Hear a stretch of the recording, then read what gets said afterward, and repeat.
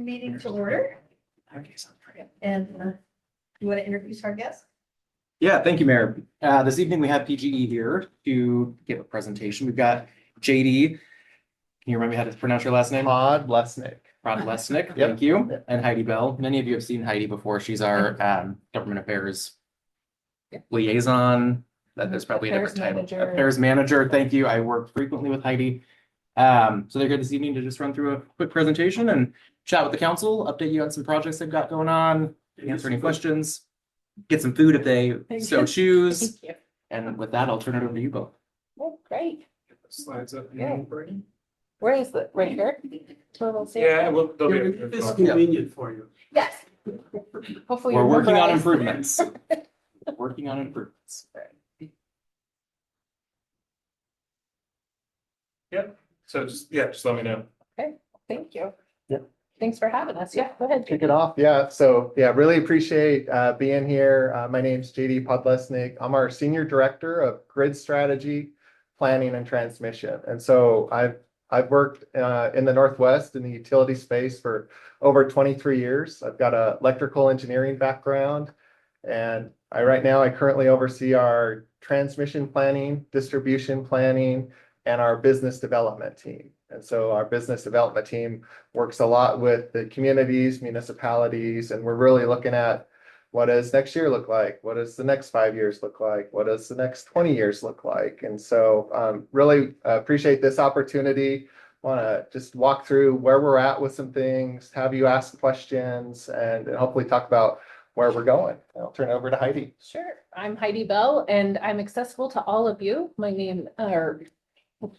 I have worked with cities and been a city manager before, and so PG brought me in to help understand how cities work from the inside, and I'm happy to be a resource to all of you. So if you ever need anything, I serve all of you on council as well as Tyler, Jeff, and I sometimes work with AJ as well, your public works director. So anyways, that's my background. I'm really happy to be here tonight. I'm really looking forward to engaging. And every year we would like to be sure that we're coming back and meeting with you.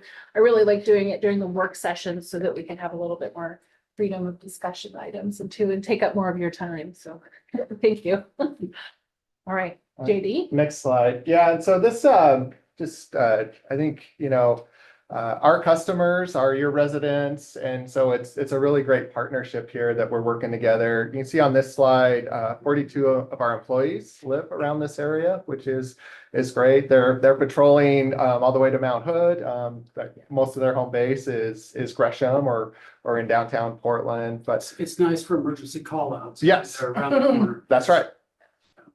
Growth, I've also put this in, and we see this in a lot of our communities. If you go back to like 1990 and look at a population view of where Sandy was to even now where you're over 13,000 people, very similar in a lot of our communities. I think what's interesting, a lot of our transmission and our infrastructure that was built in the 1970s, 1980s. And so we've really been maximizing that infrastructure over 40 to 50 years. And now it's really finding that balance. When do you make upgrades? When do you replace? And so I think that's an important thing to show there. You can also see, as you think about our meter accounts, primarily residential, a lot of commercial around here. And as my business development team and Heidi meet with folks, that's really some of the discussions that they get into. What are you looking to do from a residential? What do you want to do from commercial? Do you want to do industrial? So that's where my team, Heidi, can really help figure out what's the right planning approach the next 5 years, 20 years. Next slide. Really, really important. This slide, I think, front in mind for me all the time. And you can see some of these broad categories here. Looking at the front too. And so storms, we've had some pretty significant winter storms over the last few years. We've had some pretty significant heat domes and things that have happened the last few years. And so we've got, thankfully, we're able to see some of this come in a few years ago. We've got 2 in-house meteorologists, and that's their sole purpose, is trying to look at what's coming from a weather perspective, what's happening tomorrow morning, what's happening 10 days out, and really starting to, use analytics and tools on, are we gonna have a big wind event in 5 days? If it's in the winter, do we need to start thinking about getting crews in the right place, getting folks ready to respond? We've got daily morning calls where the meteorologists, 7 a.m., first thing they do is we'll walk through where we're at, locally, but also regionally. So even the weather today, there's that tropical storm kind of coming south to north, and then you've got the wildfire smoke. And so meteorologists are able to help walk through what we should expect for the day. The other two there, cyber physical security. So that's a picture in the center there of our integrated operations center. So this is our new facility down in Tualatin. If any counselor or mayor would like to go tour this, or staff, we do tours routinely for folks. It's got our wildfire team there, our emergency management team, the grid operators, really allows folks to see what's going on behind the scenes there. That building was actually moved outside of downtown Portland to the Tualatin area. Just one, as you think about earthquakes and recovery, it's in a more stable area now. Also, with some of the public parking things downtown, there was physical potential issues that could happen with trying to operate from downtown. So it's in a nice, secure facility. The cyber is really, really important because there's been events where folks will try to get into your networks through the cyber. They'll try to damage your telecommunications. And so having all those teams together to make sure, hey, what looks like, something's going on with our communication at a sub. Do you have pictures into there? Do you have video? Working with the operators, you can help stop stuff before it starts. And so that building's really the core of all of this resiliency. And then the final piece, just regional energy emergencies. What's happening in the West? Sometimes in those heat domes, it's one thing if it's a Northwest, hot in the Northwest. It's a whole nother thing if it's hot all the way across the West. And so when you get into those, where are the resources? What does the transmission system look like? And then, real time and recent, what is the wildfire smoke? What are the wildfires doing? Are they burning towards a transmission corridor? And are you going to have to redirect power from different areas? So, all right, next slide.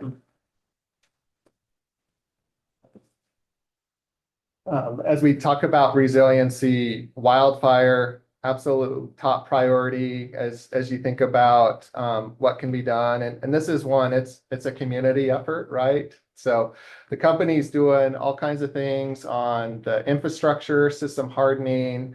We'll talk a little about some of the overhead underground conversions we've got planned, putting in ductile iron poles, so they're not wood poles that could bend. They're stronger.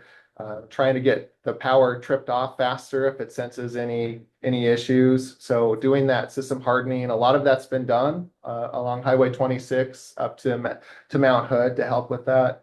The other thing, the situational awareness. So adding in weather stations, cameras, these are all available to all the county responders, emergency managers, fire departments. So if they want to go take a look at what's happening up on Mount Hood, there's cameras up there that they can go in and see. And then there's also trying to add AI into that. So if there's a fire start or it sees smoke, those cameras can zoom in and flag it for PGE's control center, but also the fire agencies. It looks like there's a start. This doesn't look like a controlled burn or this, might want to go take a look at that before it starts growing. So those have been working really well, and that's where the meteorologist and the scientists come together to figure out where's the right spot to put that equipment and give you that picture. Other big thing, vegetation management.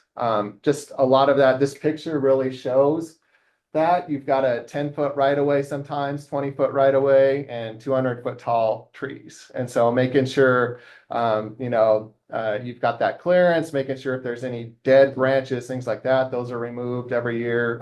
If there's dying, decaying trees outside the right of way that could fall, being able to see those and identify those. So vegetation management's really, really important. You can see that last bullet, in these forest areas, going around and doing those inspections every year. So you never know what happens in the winter from a storm, making sure that you're out there and the equipment looks good, but the trees look good that are on both sides.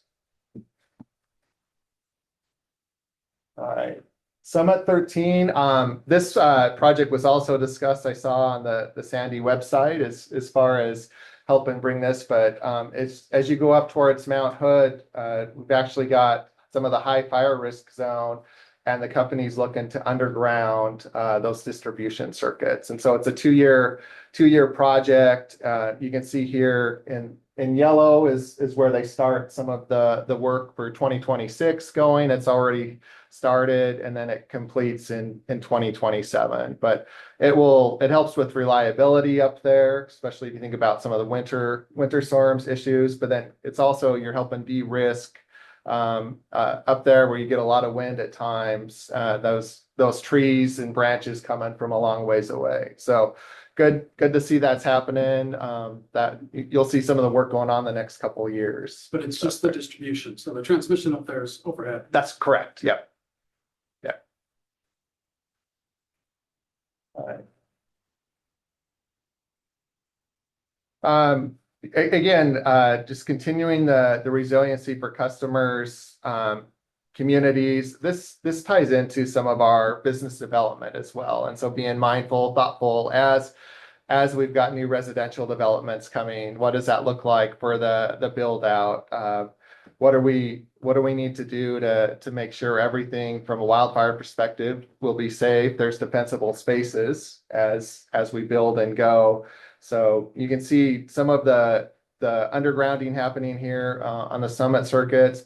There's also work as you get towards Eagle Creek, get towards Estacada. We're doing similar work because could do a great job here, but if a fire starts near Estacada and the winds are wrong, it impacts the community. So yeah, it's looking at each community, each area, and pulling this together.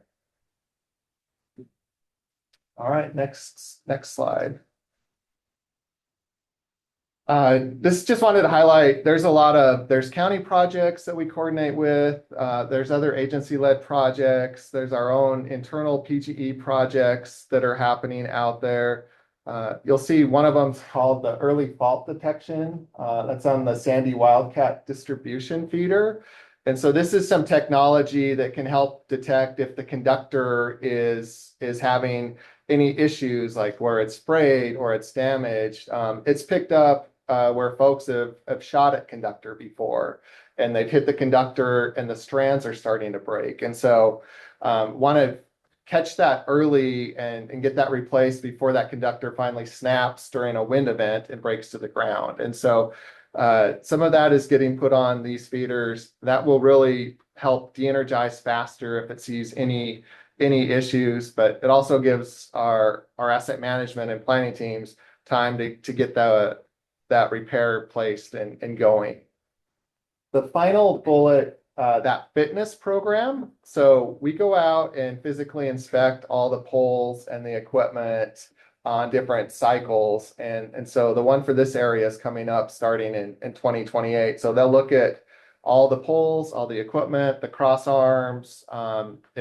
If the poles are, a 60-year-old pole and they're starting to see cracks or bugs have gotten into it or woodpeckers, they'll figure out if they can repair it or if they need to replace it. And so that helps generate the work orders that it goes through. And that's a lot of the time you'll see that in your residential neighborhoods, your downtown, not necessarily a fire setting issue, but just more infrastructure that's aged and needs to be replaced.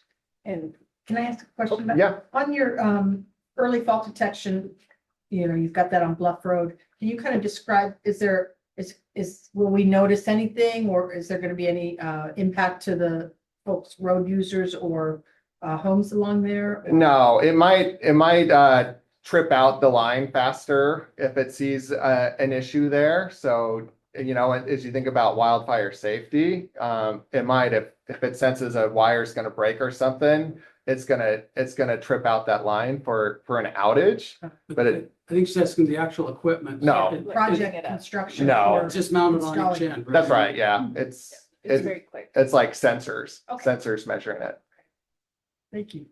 And I was gonna let you know with the fitness program, which is actually an acronym. I'm not gonna make you do sit-ups or something. But what it means is that I will get a hold of Tyler and your permitting team and we'll figure out a game plan. Cause it can be, just so the council knows, it can be a lot of influx and permit applications that are coming to your city staff. And that we run them busy during that time. And so I like to come in early and make sure that we're all kind of working together and see what it's like for the city staff. We've done this in a couple of other cities and found out a couple of ways to make it just run more efficient. And so I will be using them at times. So you'll find them probably feeling very busy. One of the things, I think, that's a couple of years out, but one of the things that I'd Mhm. like us to look at when it comes to those pole replacements, we Yeah. have a few poles that are in the middle of sidewalks that block ADA access today, and I'd just like to make sure if we're doing any replacements, Yeah. we're taking advantage of relocating them appropriately. You Prove are that. welcome to give me those addresses now and I can work on that. There's some in front of the Cedar Ridge Middle School on Bluff. Yeah. Most of them are on Bluff. I'd say on Tyler, both sides can of we- the road. Kind of We can Put put a one list together. together, Yep. yeah. because It'll I'm take a thinking little of bit. Meinig right now. Yeah, it'll take a little I'm bit sure of there's time to lots. figure that out, but there are several locations I can think of off the top of my head. Perfect. Um, Good for us to have those really early. Yep. We can start to whittle away on that. Thank you.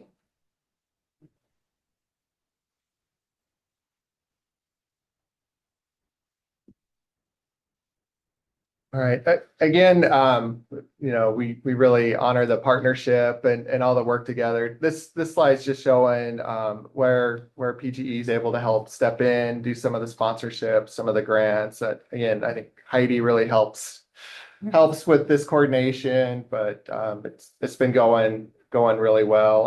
I do want to call out, I've got a slide in a little bit, and then just thinking about tomorrow, because we're going to get some heat, but like the smart thermostat program, some of those are incredibly valuable to us. We had, the last time it was pretty hot, it was June 15th, demand response program kicked in. And so that's where request goes out to all the customers enrolled to lower their air conditioner.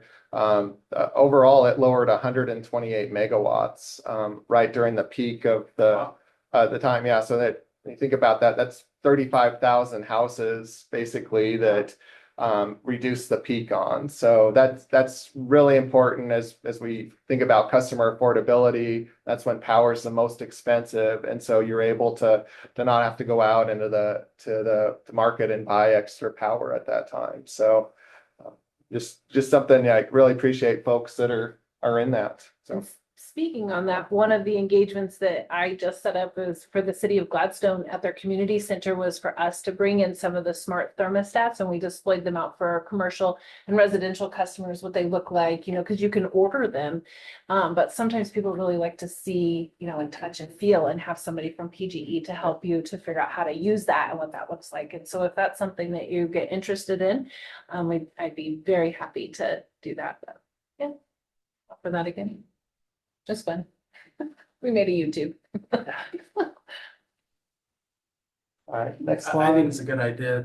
I mean, first off of that, because obviously a lot of people are impacted by the rates right now. And Yeah. that might be something that I just changed over one house to two of those units and been pretty impressed so far. So. Yeah, it's nice how they're like geofence, some of them, and so as you get closer to your house, it'll kick on, and it knows when you leave, and so it'll put out a Yes. higher rate. Yeah, we do that with our family to help save money. This slide, again, just a lot of community involvement, participation, the Sandy's Ant Farm activities. I know our vegetation management has even been working with their volunteers where the PGE crews went and cleared all the vegetation from the right of way there. And then the ant farm volunteers did a lot of the vegetation work around the houses. And so again, it's that combo effect of make your space defensible around your house, plus the utility doing that around the power lines. You are so lucky to have the ant farm. They're so wonderful. Those are actually paid crews. Yeah. They're not volunteers. Mm. Yeah. They do It's the a fantastic nonprofit. job, and it's really good career training. for 'em. It is. So PGE Career Path Group has them, they all coordinate and are in harmony, I'd say, together. So it's pretty neat to have that for Pretty PGE partnership. too. Yeah. Great. It's pretty- Next slide. So these are new advisory council that we're pulling together. And so I mentioned transmission, a lot of that being built in the 60s, 70s. So what we're looking to do is in our quadrants of the service territory, really open it up to 20 to 25 members of the public to come in. And as you think about a transmission project, there's different routes, different options, ways to go. And so getting that input early, it helps my planners, my engineers, as far as, what's an optimal route. Usually we're really looking at existing right of ways or where we've got existing infrastructure, but sometimes there's new routes, there's new lines that need to come across. And so looking for folks to help join those advisory councils. They haven't started yet. I know our community engagement teams are pulling together those lists. So I think getting that message out to. Yes, I would like all of you to think about different community members that you connect with that would be a good fit for this and encourage them to join. It's really important, I think, for every one of the cities to send somebody or to have somebody participate, because every city and every rural area is so different. We know that. So I really I put this in here to really encourage you to help us find people. Electeds are not the best, because some of these may result in the land use application in which that you need to, you've got rules that you have to follow for that. So it's really the people I want you to do is to help us find people that are active in your community.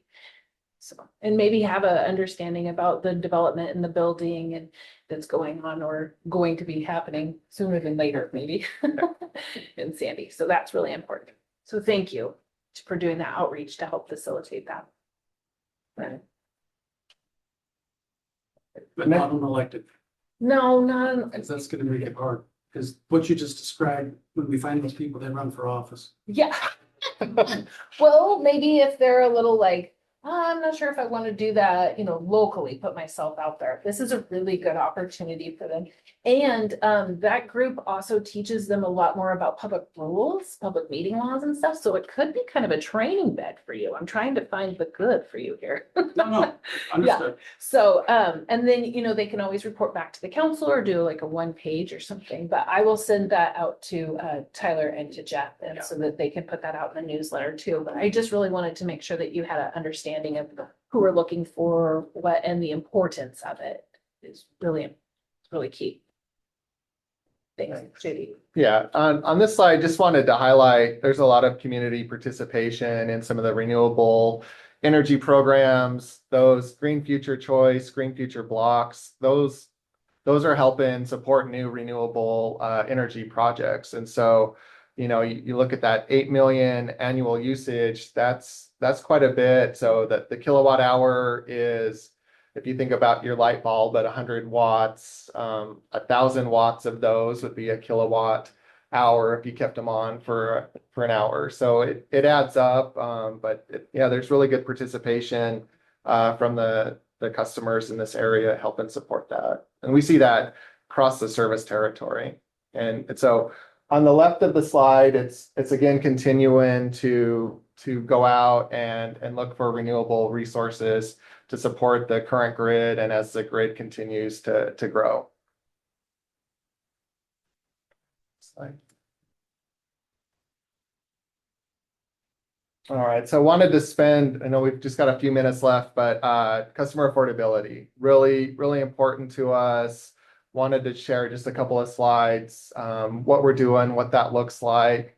So if you go to the next slide, you know, at the top there, controlling operating costs. And so the company's really been all hands in, you know, last year on thinking of operations and maintenance, what can be reduced, what can be eliminated.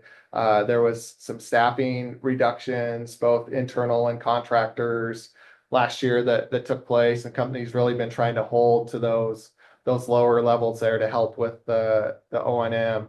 Fair cost allocation, we'll see that in the next slide, but how do you help better reflect if there's new customers coming in, other customers aren't getting, you know, having to pay for that growth in different areas. So growth pays for growth. External sources of funding. We've just like several municipalities and others, we put in for grants at the federal level, at the state level. We've had some success with some of them. We've seen some go up and down as administrations have changed. So, but we do have a really large transmission project with the Confederated Tribes of Warm Springs where they received one of those federal grants and we're looking to rebuild that line. So looking to find those grants where you can on the renewable energy projects, taking advantage if there's tax credits, if there's savings out there so that you're lowering that overall cost of those. And then we've got a couple slides as well, just the customer programs that can help add energy efficiency to your house. It can help with bill payment. So. Can you expand a little bit on the data centers? Yeah. Since that's been a hot topic. Next slide. Okay. Yeah. So this just happened. So the state had the Power Act that was put in place last year, really focused on data centers. And so you can see in May, the Oregon Public Utility Commission came out with an order with a framework helping serve those data centers, and that just got implemented on July 8th. And so we've actually got that set up now. But that first bullet, data centers have their own customer category. Before that, they were just considered industrial. So they could be like a manufacturer or another industrial. So now they've got their own class, their own tariff. And that also leads to the costs. Now, if you're going in and you're identified as a data center, you've got your schedule. The costs are assigned on, if you're over 20 megawatt request, you're going to be picking up those costs that you're needing for your power consumption there. And that's actually provided in some of the updates that just came out.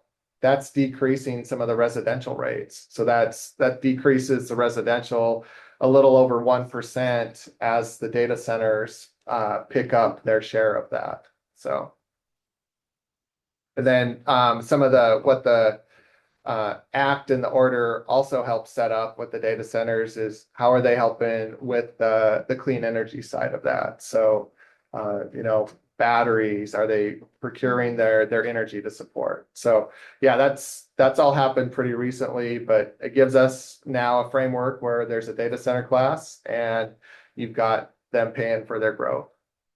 Don't they get some sort of though large tax? You know, they put a moratorium on having to pay the taxes or something to local governments. Part of that. That's the enterprise zones with the state. Yeah, Yeah, so that's a different bill. that's just a different thing than PG is in the sphere of. Just point out, it's a deceptive bill in that it affects PG, so it's going to affect some of the potential data centers in the Portland area. But when we think data centers in central Oregon, that's not yours. Mhm. And most of those are not subject to this bill. So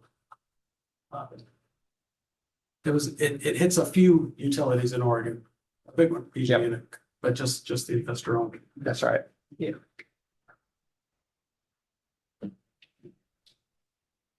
All right, next slide. An enterprise zone here. Here's again, we've talked a little about this, but there's a lot of different options out there to help customers. I think this is a good place for anyone that doesn't have the PGE app. Like that's a great app for your outages, for looking at your energy usage, for helping you link to potential savings. And so Getting that out there to more folks, that will let you know real time, is your meter on, is it off? So that's a good one. It's got lots of different links to some of these programs and possibilities in there. And that does fit in with the next page as well.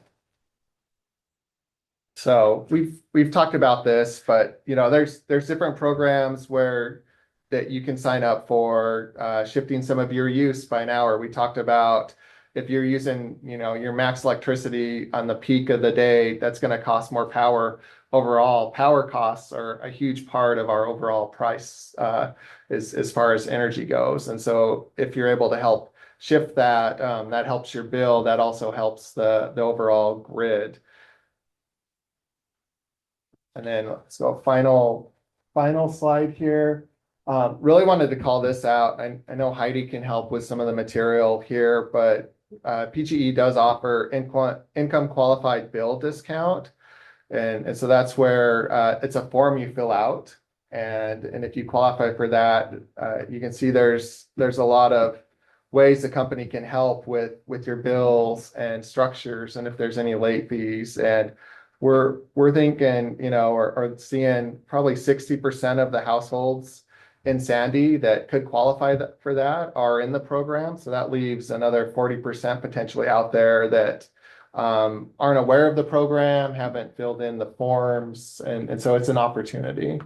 And it's not just Sandy. This is kind of a little. It's a zip code. It's a zip the code. Zip code. Yep. Yeah, exactly. Yep.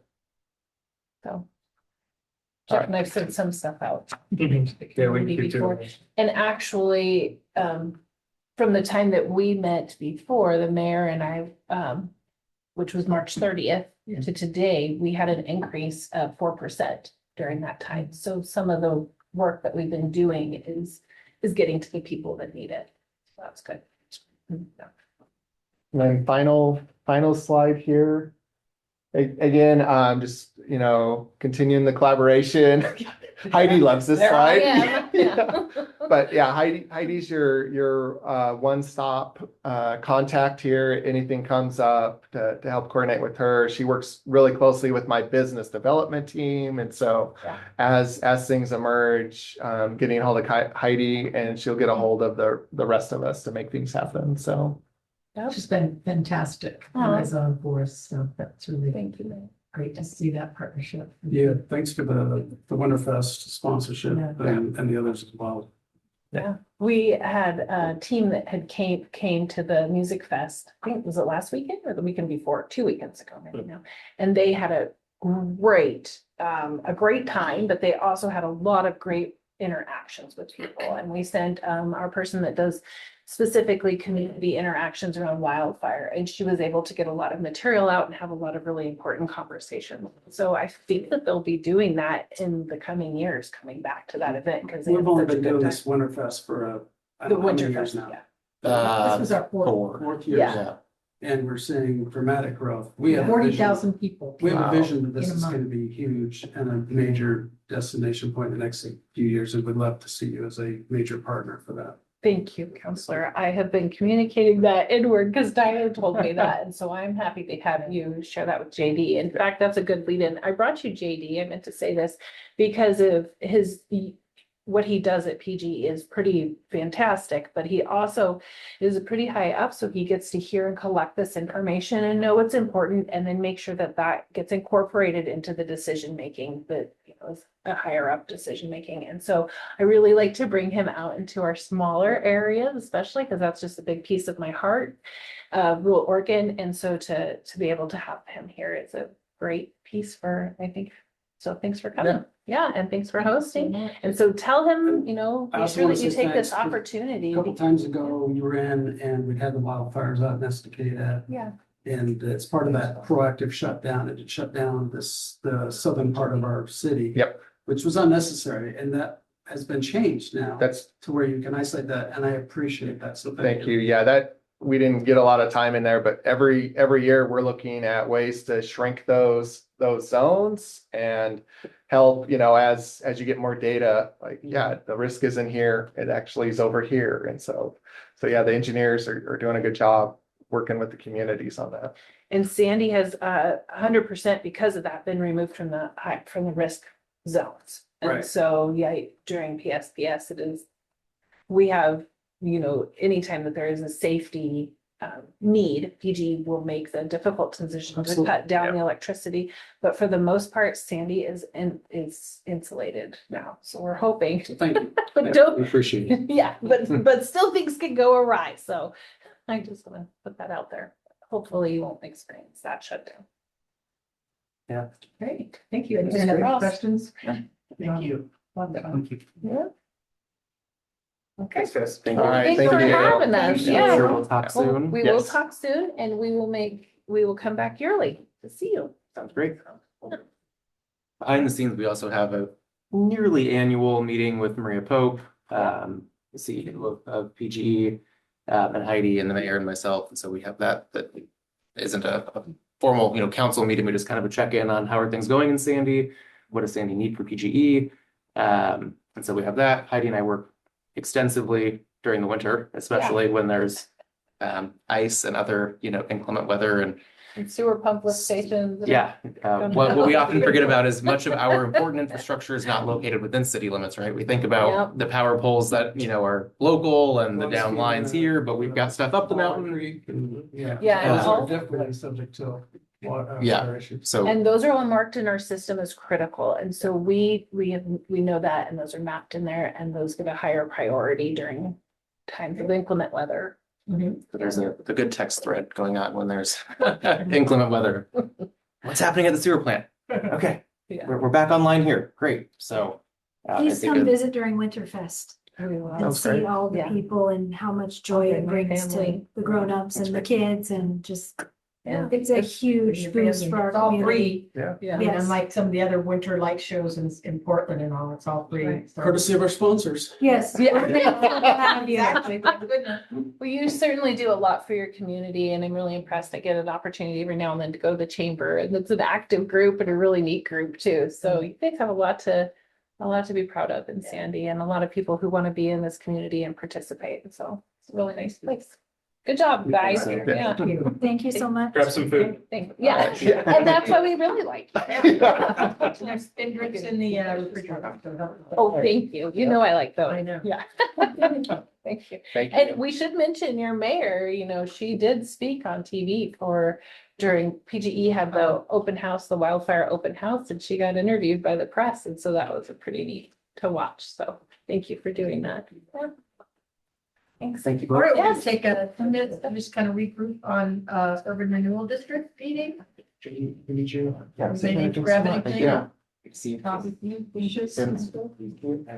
Let's take roll, or let's start off with I'm bringing the city council meeting of July 20th to order, and please start with the pledge of allegiance. I pledge allegiance to the flag of the United States of America and to the republic for which it stands, one nation, under God, indivisible, with liberty and justice for all. Thank you, Jeff. Go ahead and start roll call. Okay, well, note for the record that Councilor Mayton has resigned, which we'll talk about in a minute. But Councilor Smallwood. Here. Councilor Sheldon. Here. Councilor Ramsayer. Here, Councilor Hanley. Excused. Okay, Councilor Hopkinson. Here. And Mayor Walker. Here. Okay. Very good. Tonight's agenda, we have, the consent agenda has the, draft meeting minutes from our last meeting and a revision to the, Sandy Nets intergovernmental agreement, with Clackamas County Business Services regarding the CBX line. It had to do with, remember, we approved some part, agreement regarding the lottery, hooking up lottery stations and all that, on behalf of Clackamas County. This is a slight revision to that. That's on the consent agenda, as well as the minutes. The new business we have is discussing the vacancy that we have here on city council and how we might proceed with that. The next item of business is the contract award for pavement maintenance, so filling potholes, yay. So go ahead and approving, or hopefully approving that. And then the last item is getting an update from our attorney regarding the Senate Bill 1561 regarding non-conforming development. And we'll be kind of talking about that more. And report from the city manager and our council reports. Any changes to the agenda? Okay, all right, let's go ahead and get started with the public comment.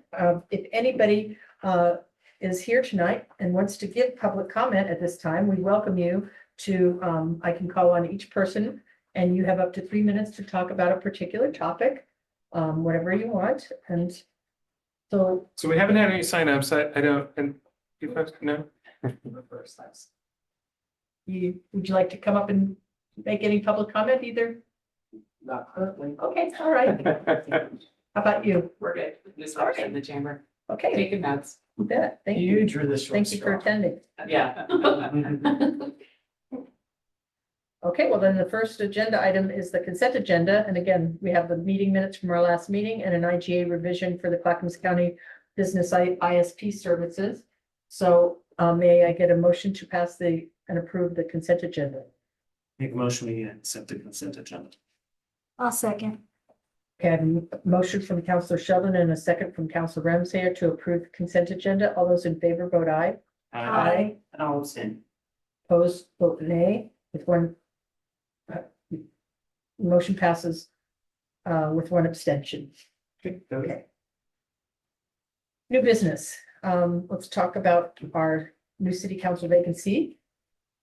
I'm very sorry to see Counselor Mayton Joe, but happy that he's got a new job in a new location, beautiful Colorado, so. Absolutely. Well, council, I mean, this is fairly self-explanatory, I think. So Councilor Mayton resigned. So as a formality, we do need the remaining members of the council to formally declare the seat vacant.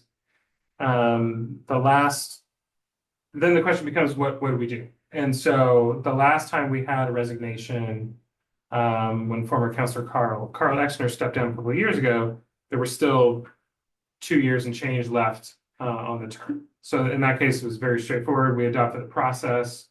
We advertised the vacancy, we accepted applications, we interviewed folks, and we made a decision to appoint in a public meeting. In this case, we have an election in 3 months and change.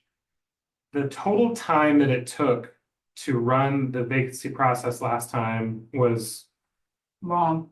2 months, 2.5 months, something like that, because you need to leave it open for a month, really, honestly.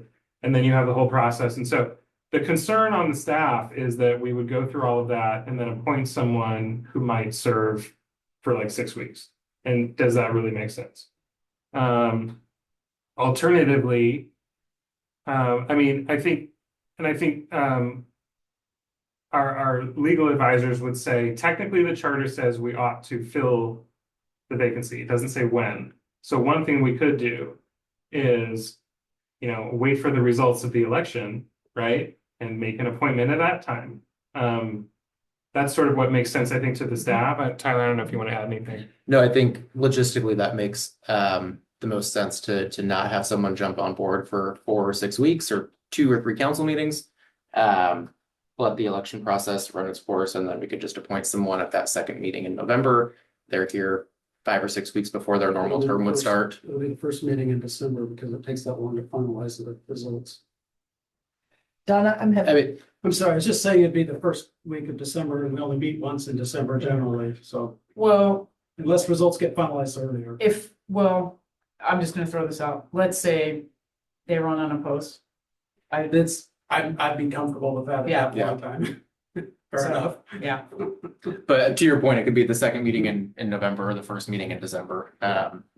It seems like it's a good preventing a waste of time to get someone that would not be able to get onboarded and actually up to speed on current city projects, and then immediately have to, step down from their role and then go through that same process again with whoever is successful during the election process. I can get behind that idea.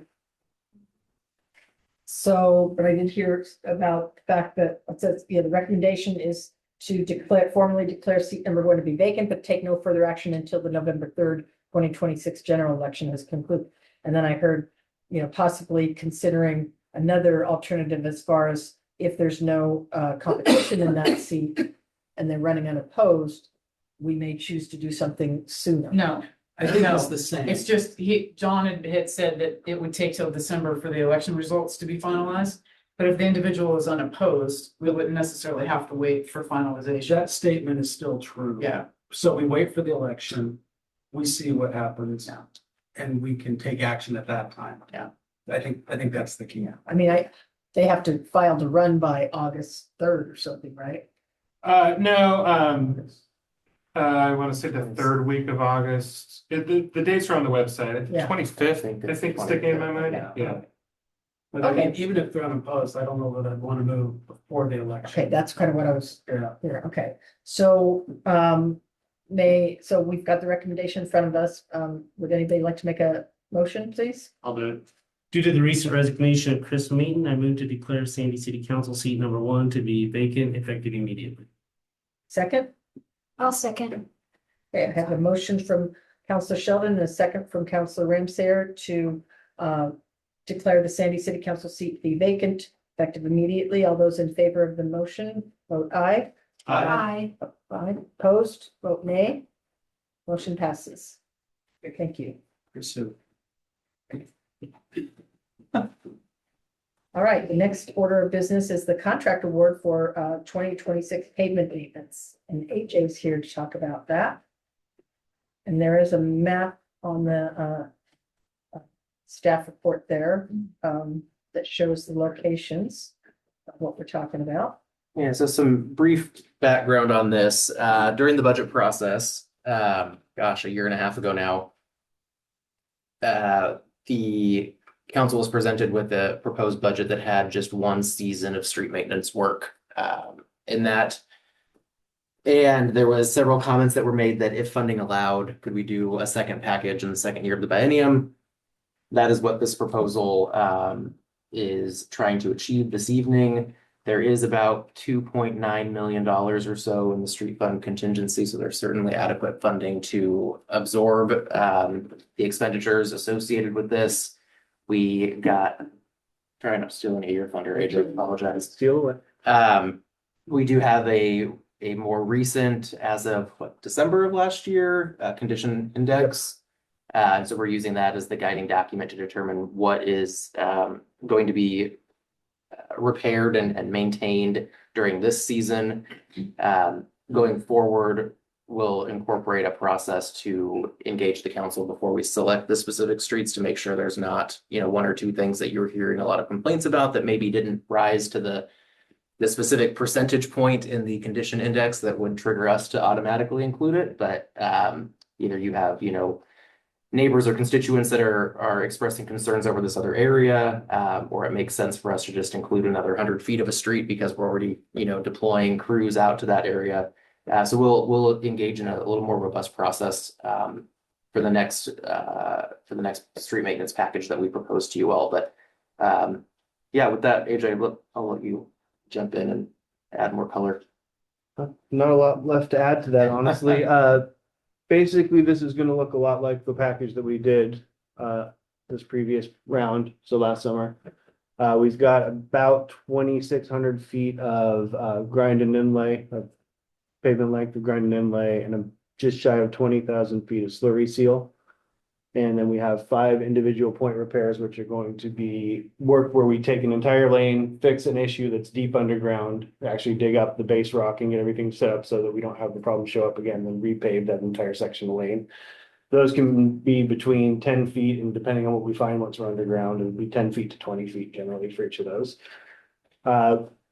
This is needed at this point. Our PCIR index which is basically the score of our roads for the city of Sandy, has slipped below 80 for the first time in a while. And at the pace that we have been working these last few years, it'll continue to degrade further. So I would like to continue working at this pace where we pave yearly as long as the budget can afford it. So this will be step 1 of doing that. I would just add that, since bringing the street sweeping in-house and not paying that consultant or contractor rather, we're saving a couple $100,000 a year by doing it internally. Of course, we had that initial expense to buy the sweeper, but we've seen savings since that time. And so I do think it's gonna be manageable long-term to have an annual maintenance package instead of this every other year sort of concept that we had been using for several years. Yeah.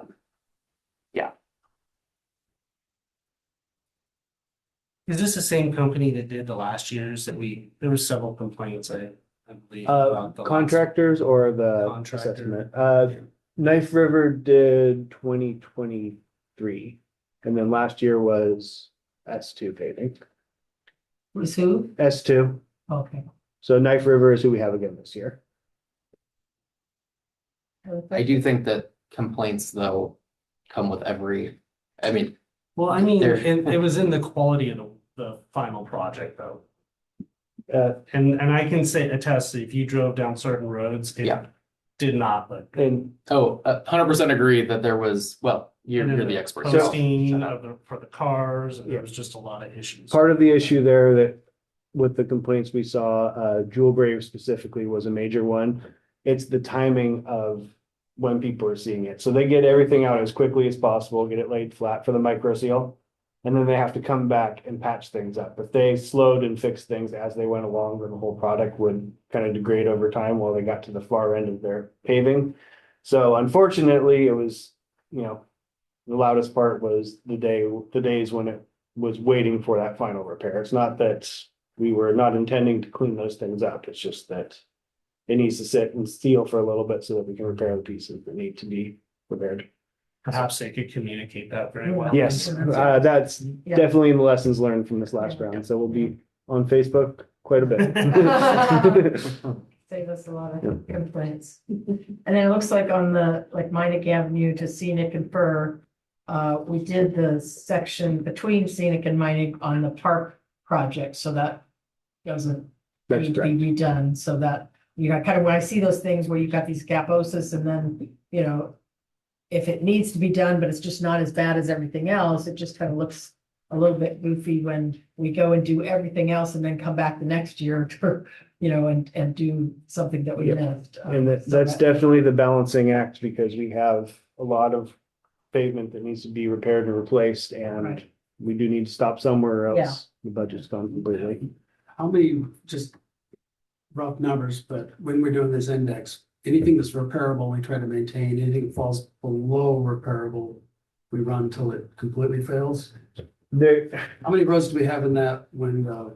I'd have to check the report again to tell you, but there is a fair number that is in that middle ground window where we're not intending to run it back into a gravel road, but there is Since a I point think where that's an important communication thing as we communicate what we are fixing, because basically what that says is the worst roads that you're gonna be driving on are not gonna be targeted in this repair.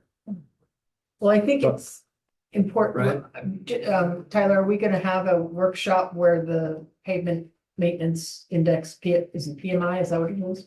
PCI, yeah. Is PCI. that gonna get presented to us at some point, maybe between now Definitely. and next?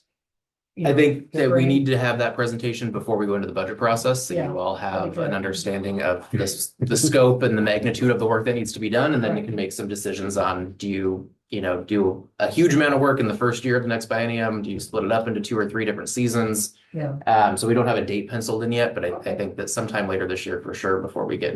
into too much Let's budget work. just make sure we have some blurb about our maintenance program and why some roads aren't being maintained because of, it's the most cost effective thing not to do it at this point. Yeah, and to your point, you were pretty much spot on with that statement there, but effectively the roads that we are going to be doing the grind and inlay, which is the deeper Yeah, repair work, or some of these, individual spots, those are going to be the worst of the worst that we have right now. okay. It's just that from that gap to the stuff that we can fix with a slurry seal, there is roads that we're going to have to just work on year after year to get caught So up. we're basically taking the bottom and the upper part. Yep, And there's a bottom- middle that we're yep, not. taking. Exactly. Okay. Thanks. and the timing of everything too is just trying to kind of get in front of this PMI inventory so that we have that. But we kind of already know what our priorities are going into that, so we don't have this kind of gaposis here for getting the PMI done and trying to kind of figure out priorities. Okay, does anybody have a motion for me or? All right, I'll read this one too. We are the long one. This one's 3 lines. This is stretching my coastal education. I move to accept the low bid of $561,990.50 with Knife River Corporation Northwest for the 2026 pavement maintenance program construction contract and authorize the city manager to enter into an agreement with Knife River Corporation Northwest to complete this project. Don, you want to second it and give me a chance to get your name right? I will second. All right, I have a motion from Counselor Sheldon and a second from Counselor Hoganson to accept the low bid of $561,990.50 to Knife River Corporation. All those in favor vote aye. Aye. Opposed, vote nay. Motion passes. Very good. Thank you all. Thank you. Thank you. Thanks, Jay. AJ. AJ. Okay, next. Okay.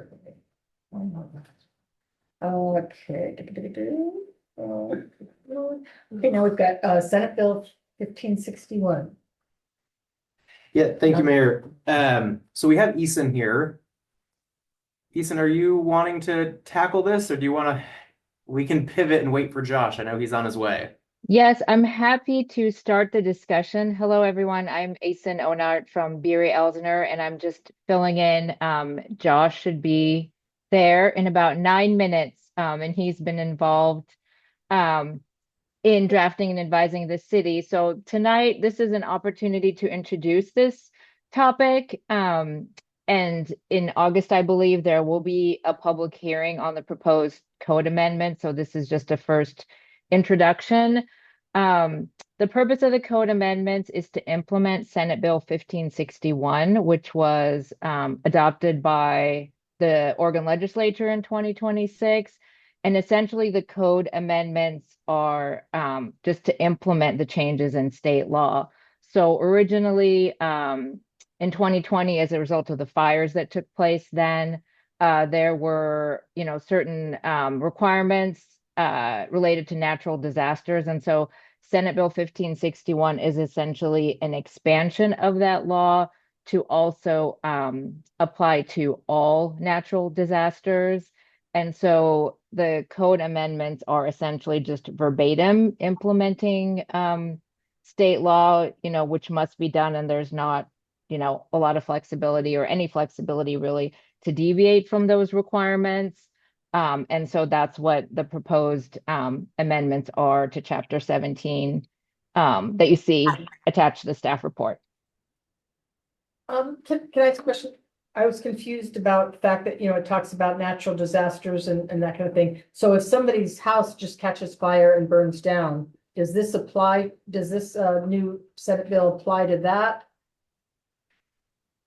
And Mayor, I'm happy to take the questions, but I am not able to sort of answer those sorts of details.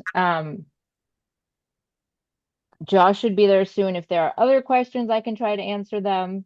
Oh, that's okay, yeah, Do we want to pivot to the city manager report? And we yeah, can do that for a few yeah, minutes and then just yeah. jump back to this good. topic. So we're gonna go ahead and do the city manager report and giving Josh a little bit more time, okay? Okay, perfect. Thanks. All right, thank you.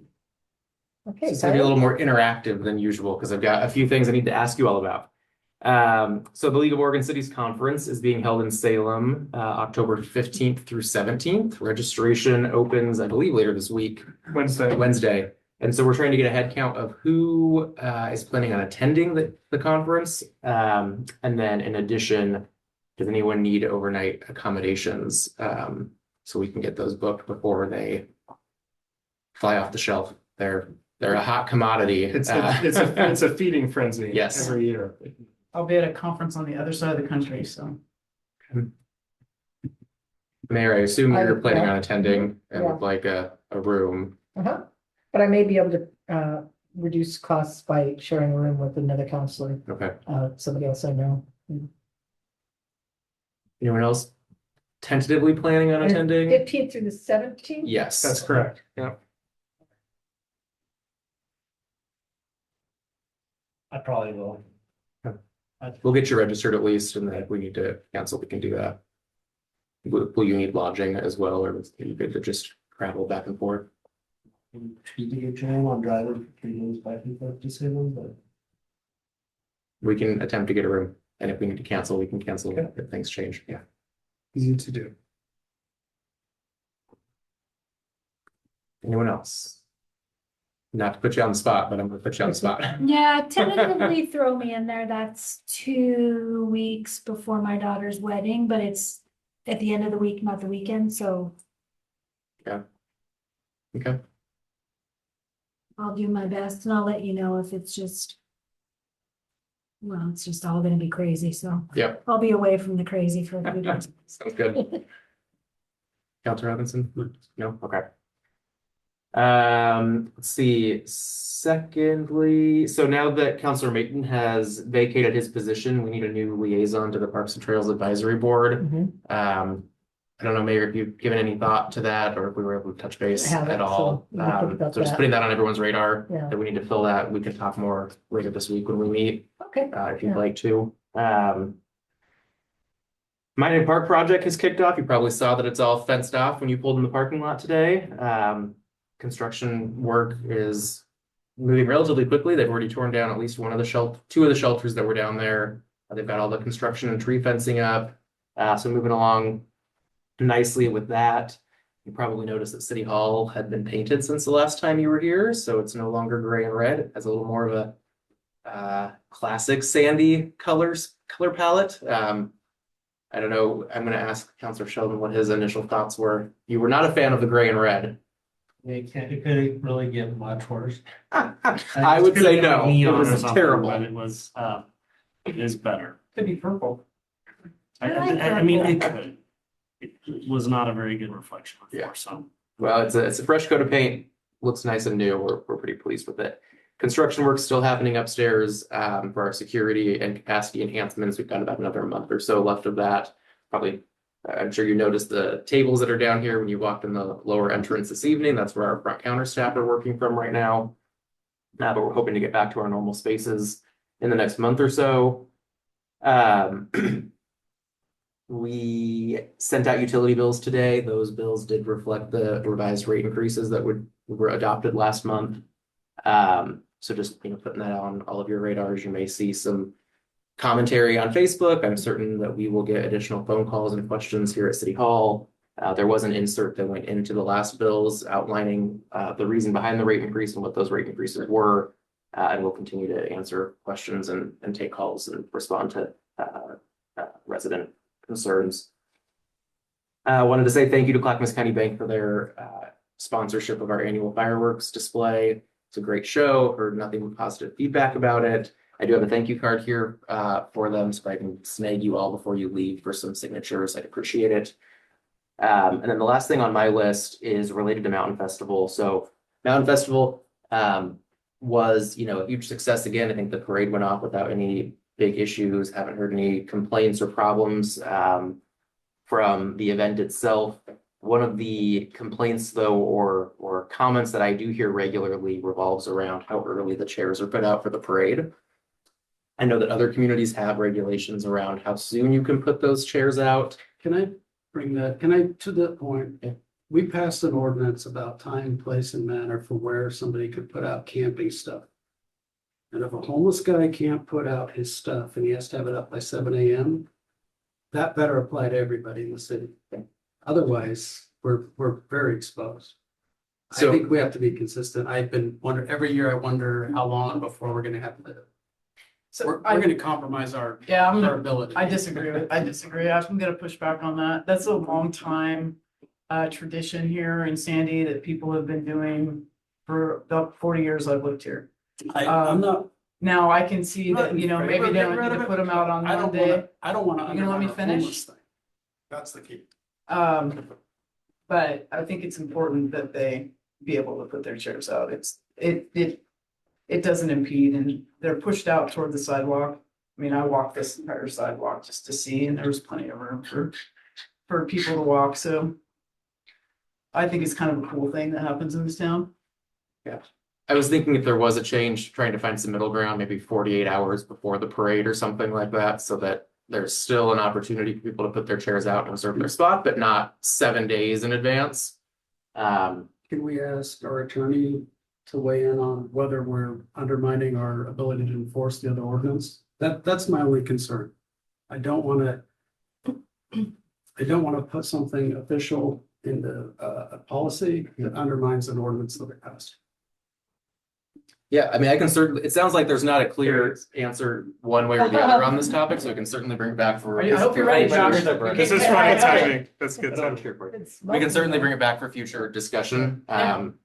Sounds like some are for some changes or modifications, maybe not a total ban, so we can work with the city attorney to make sure that we don't put ourselves in any precarious position. Is there a bunch of complaints? Cause like to Lori's point, like, I mean, it seems like it's been going on ever since I can remember.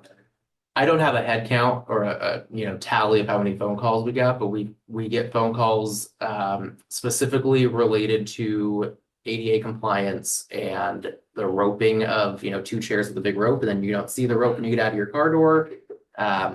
I go up and move the ropes that are in front of City Hall because most of the people that are coming here to pay their bill are And I can see usually that. elderly. So we did provide a little historical background just for the conversation. We did have a problem with, I think, some individuals several years ago moving chairs, taking chairs. That seems to have gone by the wayside and stopped, whether those individuals don't live here any longer or they've whatever. But yeah, I think, I just think it's one of those things that's really important in a small community. And the complaints that I saw on like the community pages about it were from people who've recently relocated here. And so, I take some of that with a little bit of grain of salt that like, hey, that's some of what you've moved to. It's one of the things that makes Sandy. That's the one day when we can all kind of come together, and you don't have to use ropes. You don't have to, when I would do it before I traveled out of town, seems like every year, duct tape on the ground, put my chairs, duct tape the chairs. If they get moved, move them back or move somewhere else.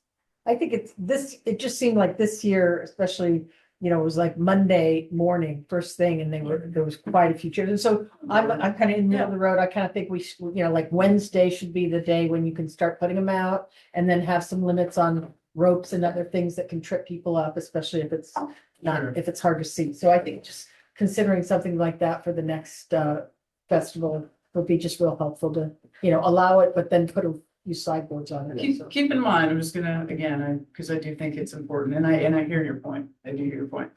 That I think that what that speaks to those people's excitement for the parade, that they want to make sure they've got a good seat. And so, again, there's some value in that. All right, well, we'll bring it back for further discussion. I'll talk to Josh offline and make sure we're not. Might want to schedule like a whole meeting. I know. We'll make sure we include this with another hot topic. But I think that is all I have this evening. Thank you. Other things? So Mayor, would you like to go back to? Yeah, now that Josh is here. Okay.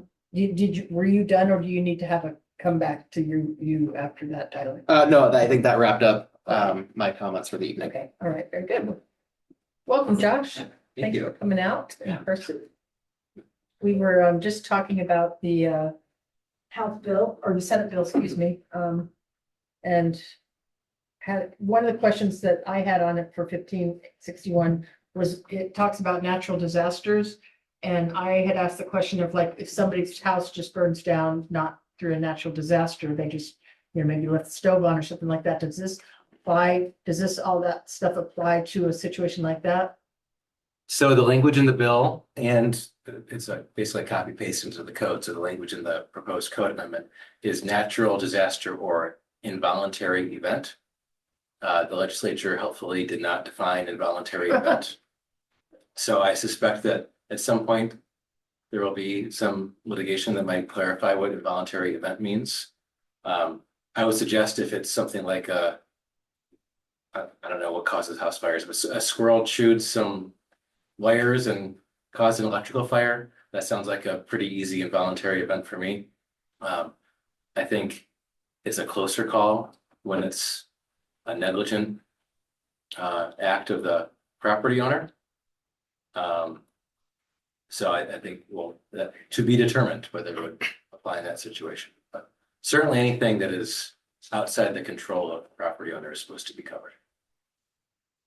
Does anybody have any question, or do you want to go ahead and do the staff report and anything else? Any explanations?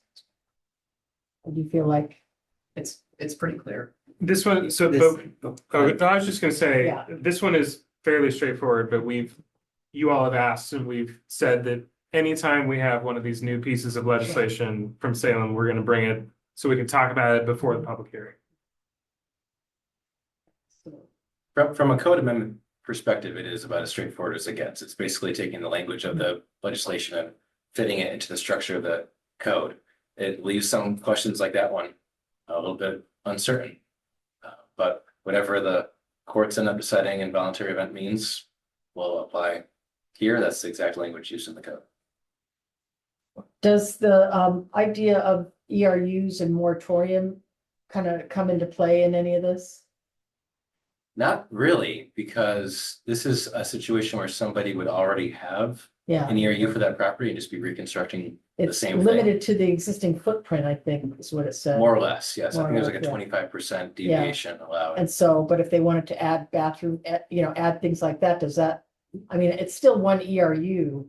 A house is a house, whether it has two bathrooms or one bathroom. That's it's still- correct. Still an ERU, so they could still have that flexibility to add stuff. Right. Okay, But they could not subdivide and do detached duplexes or ADU. anything of that. They wouldn't be able to do anything of that nature other than going through the moratorium process for the land use approval that would result in a duplex or whatever. Yeah. Okay.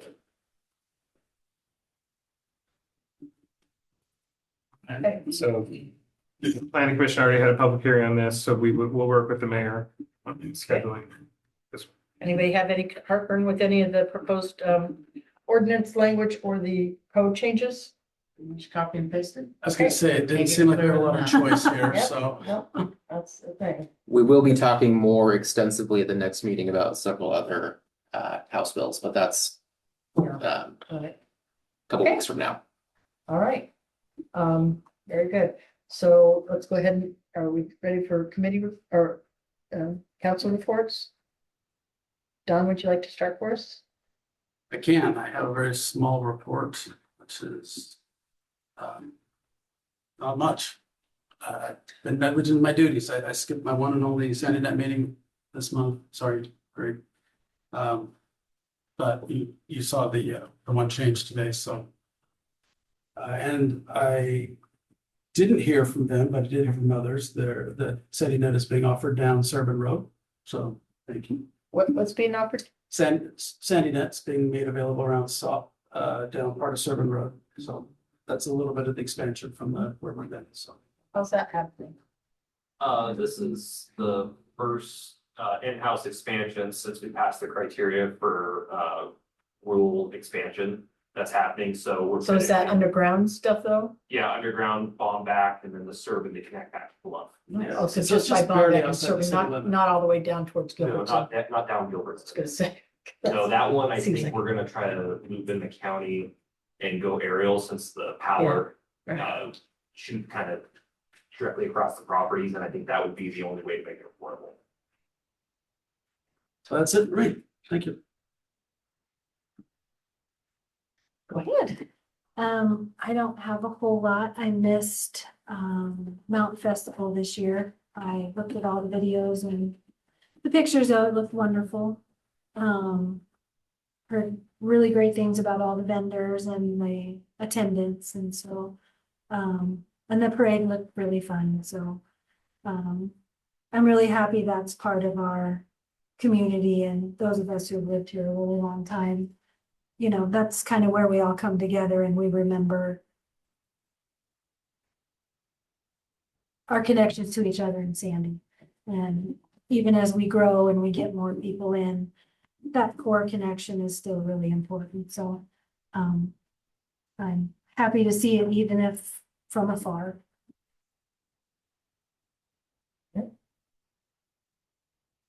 Yeah, I didn't have their C4 was canceled in July, so we'll do one, so I don't have anything to report as far as that goes. I'm sure you're gonna hear Mount Fest was great, so thank you for all that, but with all seriousness, thank you for all the behind the scenes work that goes into that. I know it's a lot, so. On a different note, you sent out the thing for LOC to rate our preferences. I kind of struggle a little bit with that because it's like, it gives you kind of 1 through 5 and it's kind of where it's like, it all becomes important or nothing's important in there. I didn't know if maybe you would accept, I can't remember how many of them are, but just almost like rank choice voting. This is my number 1 priority, number 2, number 3, then you figure it out from there. Yep. And just kind of go with it that way instead. I don't know if anybody agreed with that, but I otherwise started it's, down the process and I came to the sides like, this is meaningless. Yeah, I did it. We have 2 submitted. yeah. But if the council would prefer, I mean, we've been doing it this way for a few years, but Yeah. happy to change it. Yeah, I mean, honestly, when it comes to it, like it's gonna be, you know, anything that reduces, helps our infrastructure and then everything else is super low in my mind if I'm using that kind of criteria. So that's why I Yeah. said if I spread it out. So would the council, would you like it if I just asked you, what are your top 5 rather than ranking 1 through 20, whatever? There's some stuff on there that I mean. You don't need to send me nothing. Come on. Always already got it. All right. So there's that. Okay. That's all I got.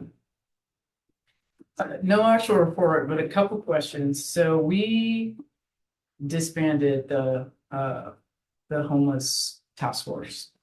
No, Are you still meeting? Because I haven't heard anything about it in over a year, maybe 2. We have not had a meeting for quite some time. We do have one scheduled. Is that it's this the end of next week, week? Next week? 29th? No.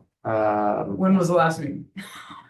It hasn't been 2 years. Well, we kind of waited, I mean, there was getting that position hired was one of the issues and. Yeah, so we have a meeting scheduled for Wednesday, the 29th. It has been about a year, I think, since we met though. So anyway, my question is this, so with the recent development of 2 individuals living at the trailhead in a shed, and I can confirm that because I went down there and looked. And then like yesterday, there was a couple grocery carts full of trash parked out in front of the trailhead. So Which I'm trail, just excuse me. Tickle Creek. Bridge 3. Bridge Oh, 3. Right. So I'm just making sure we're keeping an eye on that and that's on our radar. So that's on private land, right? Is that the The A-frame shed that is you're on- talking about? The A-frame Yeah, it's thing, private property. private land. Yes, but But we've we had had- people letting people live in sheds and done something about it Yeah, before here in exactly. town, so. That doesn't mean we don't have traction to deal with that. Exactly. Well, and to her point, you can't leave shopping carts just. No, you on the can't leave sidewalk shopping and carts. all this stuff. I saw that as well. The first I heard of was shopping carts. Yeah, I'll talk to Chief after the meeting, about the shed, but my understanding is that people go there and hang out. They're not living there, and so unless someone calls it in when someone is there and they can respond, you know, when there's no other urgent or emergent issue. But that's what I know. Well, But it's officially on your radar now, okay, so there you go. thank you for adding that. Anything else, Lauren? No, that's it, thanks. Great, thank you. Okay, I have great big thank you for the Mount Festival staff that just put on a fantastic Mount Festival, including the carnival. And the chamber putting on the music fair and feast was really lots of fun. Thank you to all the volunteers and the Sandy PD that helps kind of take care of business. And thank you very much to our Counselor Lindy Hanley for being the liaison there and helping kind of deal with any of the issues. There's one of the things, I'm going to bring it up at the city council meeting, because one of the things that's been happening for years now, is this Zipley fan over there in that one neighborhood, where it's the Zipley thing, and this fan just keeps making noise. So I've kind of made it, you know, it's something that should have been taken care of a long time ago. We thought we had it dealt with, because I said, let's get it before it gets, air conditioners have to be put on. Let's make sure we got this thing fixed. And she's, the poor woman that lives right behind it, or right near it, is can't open her windows because of the loud noise. And she doesn't have air conditioning. So it's just really something, and Tyra has kind of followed up with something to get that done, but I just want to make sure and put it on the record that it needs to be taken care of right away, and there's just no excuse for it, especially with the noise ordinances we passed. One of the things that came up with the Clackamas County, other mayors, at our commissioners, we meet with, on Zoom with, Clackamas County Commissioner, Roberts, is, there was an interest, I guess, and efforts by quite a few other cities in both Multnomah, Washington, and Clackamas County to ban flavored tobacco. And there is a proposal kind of being made by several of the mayors in Clackamas County to submit a proposal to Clackamas County commissioners to sign on to that. Currently, Washington County and Multnomah County both have bans in place for flavored tobacco. And so they are kind of asking us for that. So I figure we can kind of consider, we can add that to the bin list, or we can, add it to the next meeting and kind of ask for a little bit of a work to be done or something like that. But I think they're kind of trying to find out if people could support something like that, or Sandy doesn't want to support something like that. So Do I understand correctly that the county is just requesting letters of support from cities, or is there?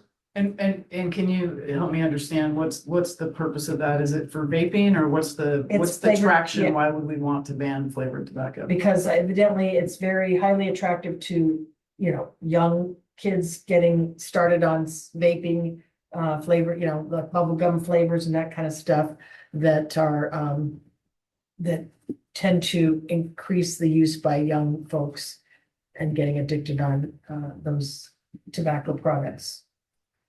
Just to say why. Do you have to be a certain age to buy tobacco? You do. Why doesn't the county ban it? Why do they want the city to all do what they should do? I think they just wanted to kind of take our temperature and Oh, see okay. where we stood with it, and if, so. Well, I think it's bad, but so is marijuana. Yeah. I say that. So is marijuana though, and we, and all that. I just. I mean, you have to be a certain age to buy tobacco. It Yeah. seems a silly hill to want to fight on. To me, anyway, I don't know. Okay, well, I don't have enough information. can we just have it, let's have it brought to the next meeting and just kind of have something to review, and it sounds like they're just kind of wanting a letter from the city as to whether or not we would support encouraging a ban in Clackamas County or not. Okay, the other thing I had was the priorities for LOC. I appreciate everybody, and I appreciate your suggestion to kind of make it a little different process so it's easier to pick. Of course, I'm kind of just going to encourage one of the options that we have for the wastewater was the inclusion of the water reuse option as being something as a possibility. And so I kind of pushed real hard to kind of get that added in there. And so I hope it has some traction. It's hard because not every city is going to have to worry about that now, but they maybe already have wastewater. So it's not a priority for them. So that's kind of how these priorities get set, is, whether or not it's an issue for, as many cities. But hopefully people can see past that, their immediate need to the future, or to the dire needs of some of the other cities that are dealing with the climate change and other issues that bring that as a possible alternative. I kind of want to second, Counselor Smallwood's comments about the Tickle Creek Trail. They need to be out there in the evening, making sure that folks aren't out there living. They need to make sure, contact the property owner to see if they have an exclusion or not. Are they okay with folks, living out there, or, not living, but, occupying that thing? Is that kind of an attractive nuisance that we maybe need to issue something for that, it's all code enforcement, and you have that all kind of figured out, but making it a priority because, homeless on Tickle Creek Trail is very, that's the great thing about having that trail, is everybody has eyes on it. And so when there's a problem, it's all over Facebook, which is great. But if we don't follow up and take care of it, then that's not a great look for the city. So The last thing I would just say is that, I'm really wanting to make sure that the wastewater consultants that we have, I know, when is your meeting with, Jason Green? Justin Justin Green. is Wednesday of this Oh. week. Okay, all right. So just making sure that we're getting folks that are very knowledgeable about our wastewater alternative and able, that have probably more experience than maybe the Stantec folks, but can help inform our alternative for further development. So really excited about that. Yeah, great job. That's all I have. Anybody have anything else for the good of the order? All right, meeting adjourned. 4 We minutes. do have an executive